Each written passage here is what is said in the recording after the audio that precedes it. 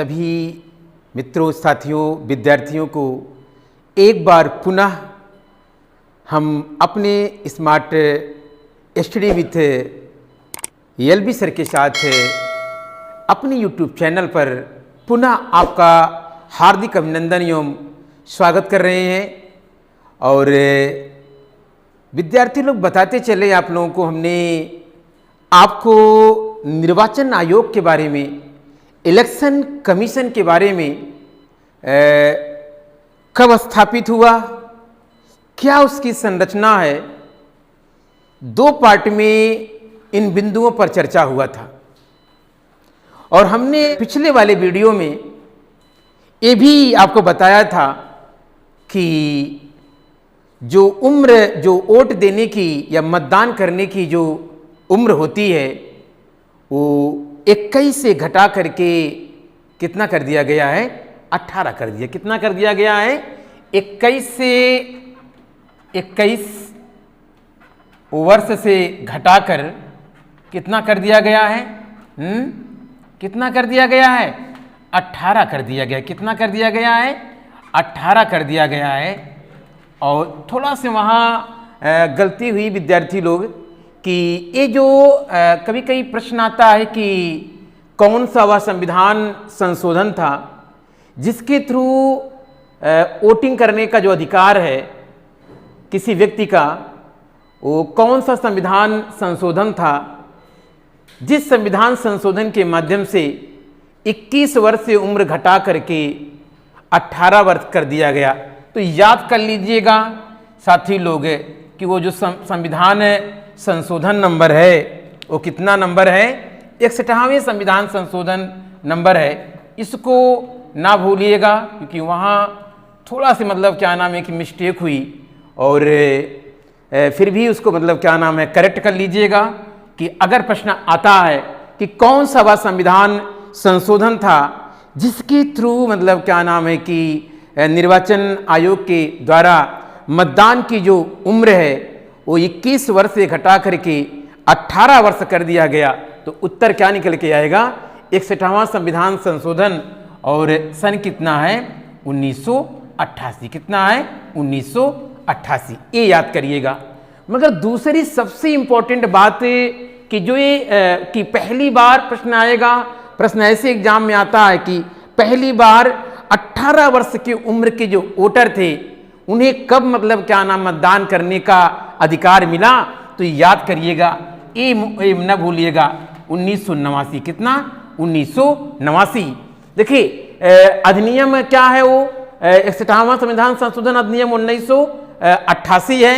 मगर 89 में मतलब क्या नाम है कि जब चुनाव हुआ तो एक जो 18 वर्ष के मतलब क्या नाम है कि जिनकी उम्र पूरी हो गई थी वो पहली बार मतलब क्या नाम है कि मतदान में हिस्सा लिया। तो ये बात मतलब जो थोड़ा सा वहाँ प्रॉब्लम हुई थी उस दिन, और अच्छा हुआ कि यहाँ जो भी रॉन्ग था उसे करेक्ट कर लिया जा रहा है। तो याद करिएगा जो 61वां संविधान संशोधन है, इसी संविधान संशोधन के माध्यम से जो अधिनियम होगा 1988, और इसके द्वारा वोट देने का या मतदान करने की जो उम्र है विद्यार्थी लोग वो 21 वर्ष से घटा करके कितना कर दिया गया? 18 वर्ष कर दिया गया। और पहली बार भारत में 1989 में देश के नागरिक जो 18 वर्ष के हो चुके थे उन्होंने मतलब क्या नाम है बाकायदे मतलब क्या नाम है कि पहली बार क्या किया? मतदान किया। अब यहाँ से हमने ये भी चर्चा किया था कि जो वर्तमान में निर्वाचन आयोग है, इलेक्शन कमेटी है, वो एक बहुसदस्यीय है और जो भी निर्णय लिए जाते हैं सर्वसम्मति से लेते हैं। और बताया था कि कहीं अगर मान लीजिए क्योंकि 3 सदस्यीय टीम मतलब काम करती है निर्वाचन आयोग में वर्तमान में, तो अगर मान लीजिए किसी बात पे गतिरोध उत्पन्न होता है तो कहीं ना कहीं आपस में मिल करके बहुमत के आधार पर निर्णय लिया जाता है। इन तमाम प्रकरण की चर्चा हो चुकी थी, मगर जो ये नया हमने जोड़ा है 61वां संविधान संशोधन अधिनियम 1988, और पहली बार जो मतलब 18 वर्ष के कब उम्र मतलब लोग कब मतदान किए? 1989 में। इस बात को अच्छी तरीके से आप नोट्स बना लीजिएगा, ऐसे हमने करवा दिया, कोई दिक्कत होने वाला नहीं है। आज विद्यार्थी लोग महत्वपूर्ण सेगमेंट पे बात करने चाल जिस उद्देश्य के लिए 25 जनवरी 1950 को मतलब क्या नाम है कि भारत में निर्वाचन आयोग एक स्वतंत्र एवं निष्पक्ष चुनाव कराने के लिए जो स्थापना हुई है, आज उसके जो कार्य है मुख्य मुख्य उन कार्यों को आज हम कहीं ना कहीं देखने की कोशिश करेंगे। तो जरा एक एक कार्य को देखिए साफ साफ लिखा है आपके नोट्स के लिए कि संसद के परिसीमन आयोग अधिनियम के आधार पर समस्त भारत के निर्वाचन क्षेत्रों के भूभाग का क्या करना, निर्धारण करना। बहुत इंपॉर्टेंट बात है विद्यार्थी लोग, आपको याद रखना पड़ेगा जो निर्वाचन क्षेत्र हैं उनके जो भूभाग हैं कि कौन सा निर्वाचन क्षेत्र का मतलब जो भूभाग होगा, मतलब कौन कौन आएगा, एरिया कौन कौन शामिल होगा, इस सारा का सारा जो काम है वो मतलब क्या नाम है कि निर्वाचन आयोग की शक्तियों कार्य के अंतर आता है। अर्थात आप कह सकते हैं संसद का जो परिसीमन आयोग ये करता है कि कभी कभी जो क्षेत्र होता है मतलब क्या नाम है कि कितनी लोकसभा की सीटें होंगी, कितना विधानसभा की सीटें होंगी, कौन कौन सा एरिया शामिल होगा, ये सब मतलब क्या नाम परिसीमन आयोग अधिनियम के आधार पर होता है। और फिर निर्वाचन जो आयोग होता है उन्हीं निर्वाचन क्षेत्रों के भूभाग को क्या करता है, तय करता है कि कौन सा एरिया किस निर्वाचन क्षेत्र में क्या होगा, शामिल होगा। ये जो कार्य और शक्तियां अर्थात जो दायित्व है वो किसका दायित्व है, निर्वाचन आयोग को। इसके बाद देखिए कि समय समय पर क्या कर, बहुत इंपॉर्टेंट बात चल रही है कि समय समय पर निर्वाचक नामावली तैयार करना और सभी योग्य मतदाताओं को पंजीकृत करना। बहुत अच्छी बात है।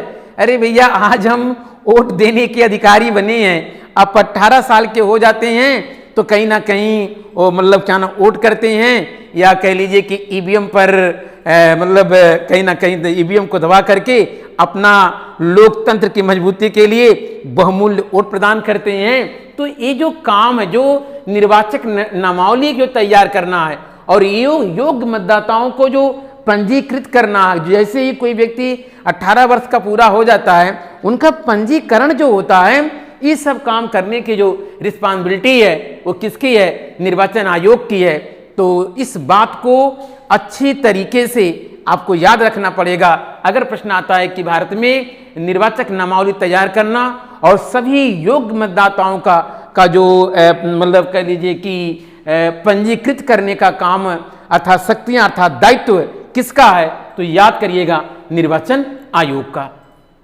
इसके बाद देखिए यहां देख लीजिएगा कि कहीं ना कहीं राजनीतिक दलों को मान्यता प्रदान करना, क्या करने हैं, राजनीतिक दलों की मान्यता प्रदान करना और निर्वाचन चिन्ह आवंटित करना। मोस्ट इंपॉर्टेंट आप आईएमपी लिख दीजिए, यहां लिख लीजिए, क्योंकि यहां से प्रश्न बहुत ज्यादा आता है कि भारत में जो विभिन्न राजनीतिक पार्टियां हैं उनको मान्यता कौन प्रदान करता है, संसद नहीं प्रदान करता है। याद रख लीजिएगा, कौन प्रदान करता है, इलेक्शन कमीशन करता है अर्थात निर्वाचन आयोग करता है। तो मित्र लोग, विद्यार्थी लोग, इस बात को अच्छी तरीके से रट लीजिएगा कि अगर प्रश्न आता है कि राजनीतिक दलों को मान्यता कौन प्रदान करता है तो और उन्हें निर्वाचन चिन्ह कौन आवंटित करता है, तो मित्र लोग, साथी लोग, निर्वाचन आयोग का वेरी वेरी इंपॉर्टेंट, बहुत ही रिस्पॉन्सिबल और बहुत ही इंपॉर्टेंट कार्य है कि जो भी मतलब राजनीतिक दल है उन्हें मान्यता प्रदान करना।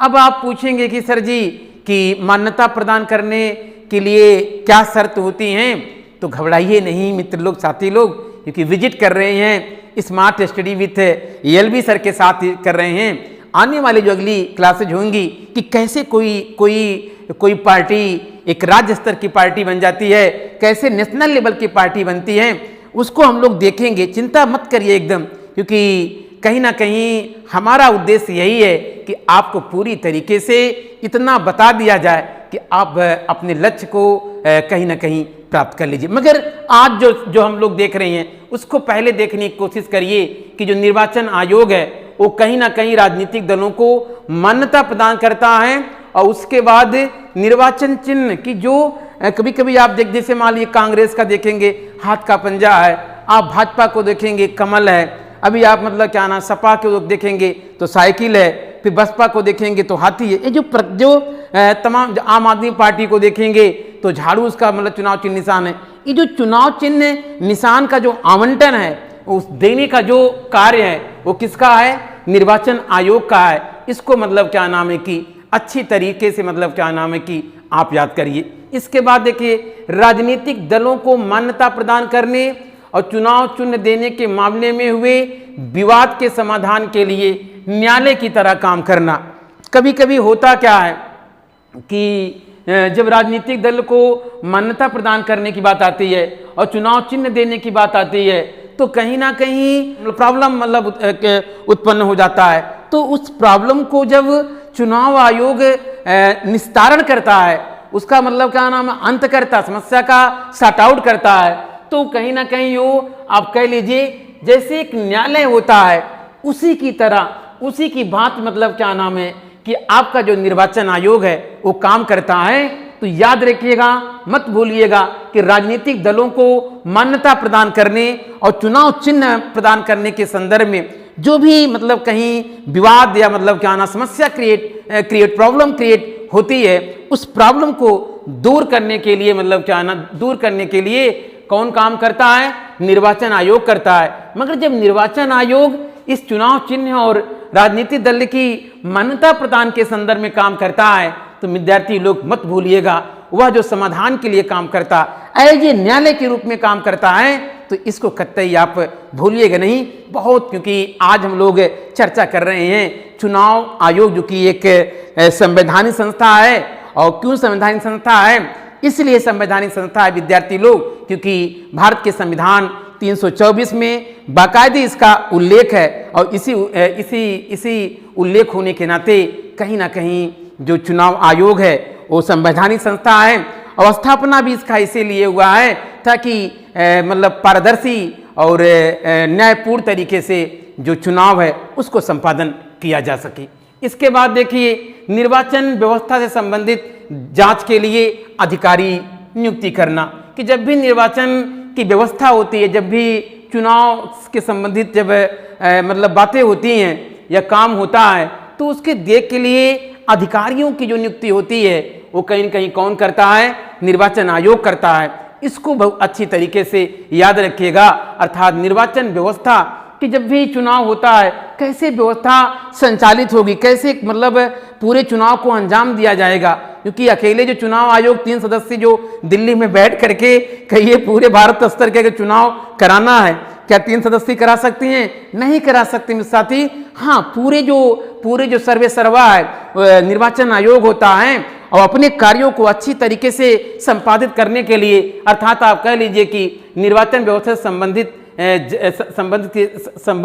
संबंधित जांच के लिए क्या करता है? अधिकारी नियुक्ति करता है। इसको भी याद रखिएगा। निर्वाचन के समय दलों व उम्मीदवारों के लिए आचार संहिता निर्मित करना बहुत इंपॉर्टेंट बात है कि जो जब भी निर्वाचन होता, जब भी चुनाव होता, जितनी भी पार्टियां होती हैं उन जितने भी उम्मीदवार लोग हैं जो चुनाव लड़ते हैं तो उनके लिए क्या गाइडलाइन होगी, उनको क्या उनके लिए क्या नियम और शर्तें होंगी, इस सारी नियम शर्तों को हम लोग क्या बोलते हैं? आचार संहिता बोलते हैं। और इस आचार संहिता का जो निर्धारण है उसको करने का काम किसको है? निर्वाचन आयोग को है। अर्थात आप कह सकते हैं कि जब भी चुनाव मतलब क्या नाम है कि होता है उस समय दल और उम्मीदवार मतलब पार्टी और जो चुनाव लड़ता है उसके लिए क्या मतलब क्या नाम है कि गाइडलाइन होगी, क्या मतलब शर्तें होंगी, जिसे हम लोग आचार संहिता कहते हैं कि तमाम प्रकार की मतलब क्या मतलब उसमें नियम बनाए जाते हैं कि एक अगर उम्मीदवार चुनाव लड़ता है उसके लिए क्या क्या शर्तें फॉलो करना अनिवार्य है। इन तमाम बातों का जो सख्त एवं कार्य के रूप में कौन काम करता है? निर्वाचन आयोग करता है। इसको आप याद रखिएगा। इसके बाद देखिए, निर्वाचन के समय राजनीतिक दलों की नीतियों के प्रचार के लिए रेडियो और टीवी कार्यक्रम सूची निर्मित करना। कभी कभी आप लोग सोचते होंगे कि चुनाव हो रहा है सर जी, टेलीविजन में और टीवी में कहीं ना कहीं प्रचार आता है। एकदम आएगा भाई, सिंपल सी बात है, मतलब है और होना भी चाहिए। तो उसके लिए जो गाइडलाइन है, उसके लिए जो नियमावली है उसको भी तैयार करने का जो काम है वो कौन करता है? निर्वाचन आयोग करता है। तो साथी लोग, मित्र लोग, कतई मतलब क्या नाम है कि क्या रेडियो और टीवी कार्यक्रम के लिए क्या मतलब क्या नाम है कि गाइडलाइन होंगी, उसकी जो सूची तैयार करने का जो कैसे राजनीतिक दल की जो नीतियों के जो प्रचार हैं, क्योंकि हर पार्टी क्या करती है, अपनी जो मतलब एजेंडा होता है, एजेंडे को प्रचार के लिए रेडियो टेलीविज़न का सहारा लेती है, क्योंकि उसी के माध्यम से अपने तरफ वोटरों को खींचने का काम करती है। तो इसके लिए मतलब क्या नाम है, जो कार्यक्रम की सूची है वो निर्मित करने का काम किसके जिम्मे है? निर्वाचन आयोग की जिम्मे है। इस बात को विद्यार्थी लोग अच्छी तरीके से मतलब क्या नाम है याद रखिएगा। इसके बाद देखिए, संसद सदस्यों के निहरता से संबंधित मसलों पर राष्ट्रपति को सलाह देना। अगर मान लीजिए जो भी संसद के सदस्य हैं, अगर उनके संबंधित कोई बात है, कोई प्रॉब्लम है, तो कहीं ना कहीं उन मसलों पर अगर राष्ट्रपति सलाह मांगता है तो हर हाल में मतलब क्या नाम है कि जो निर्वाचन आयोग है, राष्ट्रपति क्या करता है, मतलब निर्वाचन आयोग क्या करता है? सलाह देता है। मतलब किसको सलाह देता है? राष्ट्रपति को सलाह देता है। और संसद के सदस्यों के निहरता के संबंध में अगर मतलब राष्ट्रपति कोई भी मतलब क्या जानकारी मांगता है तो निश्चित रूप से निर्वाचन आयोग को मतलब क्या देना पड़ता है। इसके बाद मतलब क्या नाम है कि विधान परिषद के सदस्यों के निहरता से संबंधित मामलों पर राज्यपाल को भी परामर्श देने का काम कौन करता है? निर्वाचन आयोग करता है। इस तमाम तथ्य को मतलब क्या नाम है कि अच्छी तरीके से आप याद करिएगा। इसके बाद देखिए, मतलब रिंगिंग, मतदान केंद्र लूटना, हिंसा व अन्य अनियमितताओं के आधार पर निर्वाचन रद्द करना। कभी कभी क्या होता है कि जो मतलब क्या ना, क्योंकि जो निर्वाचन आयोग है पूरी तरीके से उसकी जो जिम्मेदारी है कि कैसे पारदर्शी चुनाव संपन्न हो, और इस पारदर्शी चुनाव के लिए बहुत सारे मतलब क्या ना तैयारियां करनी पड़ती है निर्वाचन आयोग की। अगर मतलब क्या नाम है कि जैसे कभी कभी वहाँ हिंसा हो जाता है, मतदान केंद्र को भी लूट लेते हैं, अन्य तमाम प्रकार की अनियमितताएं हो जाती हैं, तो उसके आधार पर अगर मतलब क्या नाम है निर्वाचन को रद्द करने की बात आती है तो ये किसका कार्य है? निर्वाचन आयोग का कार्य है। इन तमाम बातों को अच्छी तरीके से क्या करिएगा? याद रखिएगा, क्योंकि प्रश्न बार बार यहाँ से लगातार एग्जाम में आते हैं, तो आप कतई मतलब क्या नाम है कि स्किप ना करिएगा विद्यार्थी लोग। बहुत इंपॉर्टेंट मतलब क्या नाम है कि ये परिचर्चा हमारी आपकी जारी है। अब विद्यार्थी लोग, अगला जो इम्पोर्टेंट कार्य है कि निर्वाचन कराने के लिए कर्मचारियों की आवश्यकता के बारे में राष्ट्रपति या राज्यपाल से आग्रह करना है। सब जानते हैं कि जो इलेक्शन कमीशन है उसकी जो हेड ऑफिस है वो दिल्ली में है, तो कहीं ना कहीं वो तीन सदस्य हैं। 1993 से 1993 से 3 सदस्य बन गई है, तो मात्र 3 सदस्य के द्वारा क्या पूरा चुनाव मतलब क्या नाम संपन्न हो सकता है?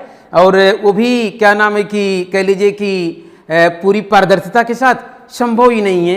इसलिए मतलब जो कैसे निर्वाचन अच्छे तरीके से, पारदर्शी तरीके से, डायनेमिक तरीके से मतलब क्या नाम है कि संपन्न होगा, उसी लिए कितने कर्मचारियों की, कितना मानवीय संसाधनों की आवश्यकता पड़ेगी, इसके बारे में राष्ट्रपति और राज्यपाल से आग्रह करना, ताकि मतलब क्या नाम है चुनाव तय समय सीमा के भीतर और पारदर्शी तरीके से संपन्न हो सके।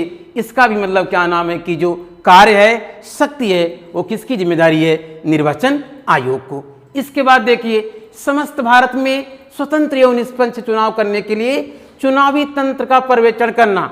हमने शुरुआत में पहली ही वीडियो में मतलब कहा था कि भारत में स्वतंत्र और निष्पक्ष चुनाव कराने के लिए 25 जनवरी 1950 को मतलब क्या नाम एक संवैधानिक संस्था के रूप में निर्वाचन आयोग की स्थापना हुई थी। देखिए वही सारी बातें आ रही है, समस्त भारत में स्वतंत्र एवं निष्पक्ष, क्या कह रहे हैं, जरा ध्यान से देखिएगा, स्वतंत्र एवं निष्पक्ष चुनाव कराने के लिए चुनावी तंत्र का पर्यवेक्षण करना कि जो भी मतलब उसकी टीमें पूरी हैं भारत स्तर में, उसको सही तरीके से सुपरविजन करना कि ताकि जिस उद्देश्य के लिए निर्वाचन आयोग का गठन किया गया है, एक संवैधानिक व्यवस्था के तहत किया गया है, वह अपने उद्देश्य में मतलब अच्छी तरीके से पूरा हो और उसके लिए मतलब समय समय पर लगातार मतलब क्या नाम है, निर्वाचन जो आयोग है वह निष्पक्ष एवं स्वतंत्र एवं निष्पक्ष चुनाव कराने के लिए एक चुनावी तंत्र का मतलब पूरी तरीके से पर्यवेक्षण करता है,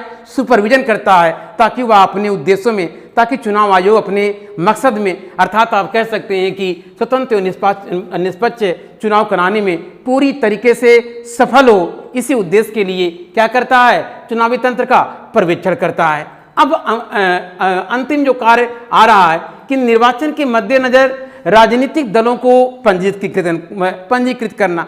आपने देखा होगा कि मतलब कि शुरुआत में तो बहुत कम राजनीतिक दल थे, आज देखिए मतलब क्या तमाम राजनीतिक दल आ गए हैं। तो राजनीतिक दलों की जो मान्यता देने की बात है वो भी मतलब निर्वाचन आयोग करता है, और उन दलों को पंजीकृत करना तथा जो तमाम प्रकार के चुनाव होते हैं उस चुनाव के प्रदर्शन के आधार पे कि कौन सी पार्टी राज्य स्तर की पार्टी कहलाएगी, कौन सी पार्टी नेशनल लेवल की पार्टी कहलाएगी, इन तमाम बिंदुओं, तमाम प्रकरणों पर काम मतलब क्या नाम है कि कहीं ना कहीं काम कौन करता है, निर्वाचन आयोग करता है। अर्थात आप कह सकते हैं चाहे राज्य स्तर की या क्षेत्र स्तर की अगर मतलब राजनीतिक दल के रूप में मान्यता देना किसी पार्टी को, तब भी चुनाव आयोग काम करेगा, तभी वही देगा।